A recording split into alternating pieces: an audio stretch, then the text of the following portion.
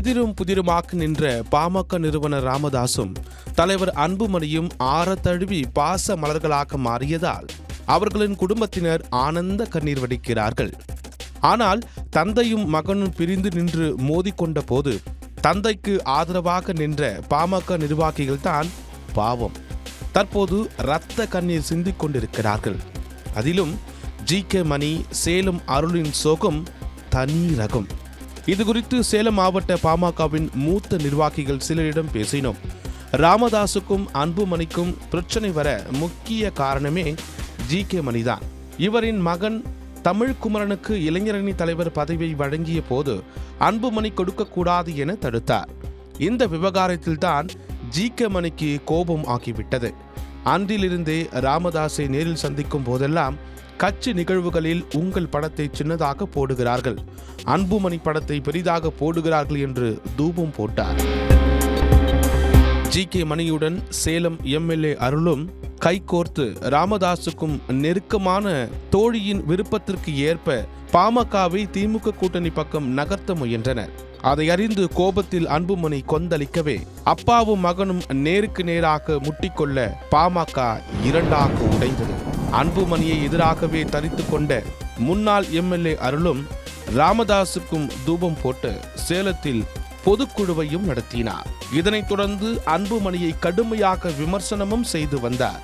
இந்த உச்சகட்டமாகவே வாழப்பாடி வடுக்கத்தம்பட்டியில் அருள் மீது அன்புமணி ஆதரவாளர்கள் கொடூர தாக்குதலை நடத்த அங்கு இரண்டு தரப்புக்கும் பெரிய கலவரமே மூண்டது. இரு அணியினரும் கையில் கிடைத்த கல் கட்டைகளை எடுத்து கொலைவெறி தாக்குதலோடு தாக்கிக் கொண்டனர்.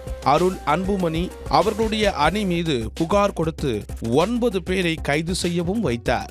அதன் பிறகு விடாமல் டிஜிபியை பேசி 7 பாமக தொண்டர்கள் மேல் குண்டாஸ் போட முயன்றார். இதை பார்த்து உச்ச கோபத்திற்கு சென்ற அன்புமணி, எங்களது குடும்ப சண்டைக்கு அருளும் ஜி.கே. மணியும் தான் காரணம் என்று பகிரங்கமாக அறிவித்ததுடன் பெண்ணாகரம் தேர்தல் பிரச்சாரத்தின் போது மணிமகன் தமிழ்குமரன் அடையாறில் ஒரு பங்களா வைத்திருக்கிறார், எதற்கு வச்சிருக்கிறார் தெரியுமா என பொடி வைத்து தாக்கி பேசினார் அன்புமணி. தேர்தலுக்கு முன்பாக தமது அணியில் சிலருக்கு மாவட்ட செயலாளர் பதவி கொடுத்தார் ராமதாஸ். மகுடஞ்சாவடியில் ராமதாஸ் பதவி கொடுத்த ஒருவரை வீட்டில் போய் அடித்து மிரட்டியது அன்புமணி தரப்பு. அதேபோல் செயல் தலைவர் ஸ்ரீகாந்தியையும் கீழ்த்தரமாக விமர்சித்தது அன்புமணி தரப்பு.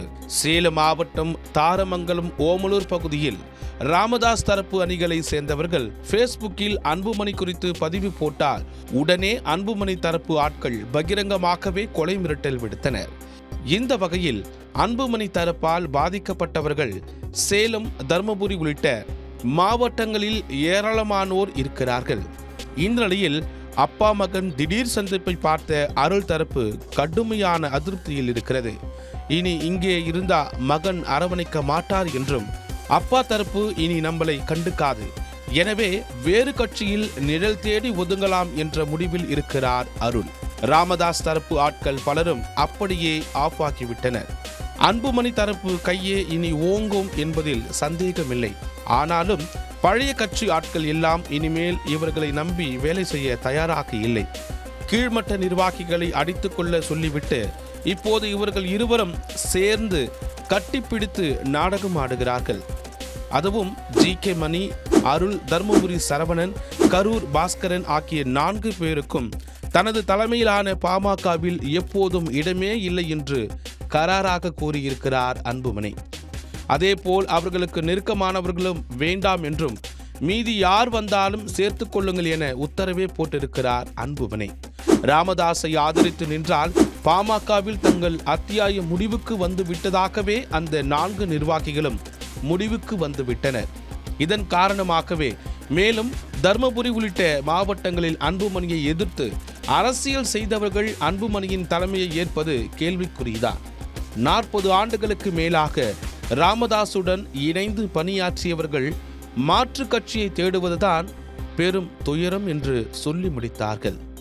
இது தொடர்பாக முன்னாள் எம்.எல்.ஏ. அருளிடம் விளக்கம் பெற அவர்களை தொடர்பு கொண்ட போது அவரது செல்போன் சுவிட்ச் ஆஃப் ஆகியிருந்தது. ஜி.கே. மணியிடம் பேச முயன்றோம். அழைப்பு எடுத்த அவரது உதவியாளர், ஐயாவை லைனில் வர சொல்கிறேன் என்றார். ஆனால் அவர் வரவே இல்லை. அன்புமணி தரப்பு முன்னாள் எம்எல்ஏ கார்த்திகையிடம் பேசினோம். அன்புமணியை ஏத்துக்கிட்டு வந்தால் ஏற்றுக்கொள்ளப் போகிறோம். சின்ன சின்ன சண்டைதான், எல்லாம் சரியாக்கிவிடும். சேலத்தில் எல்லாம் வந்து விடுவாங்க. அந்த வாரத்தில் எல்லோரையும் சந்திக்க போகிறோம். விரைவில் இணைந்து செயல்படுவோம் என்றார்.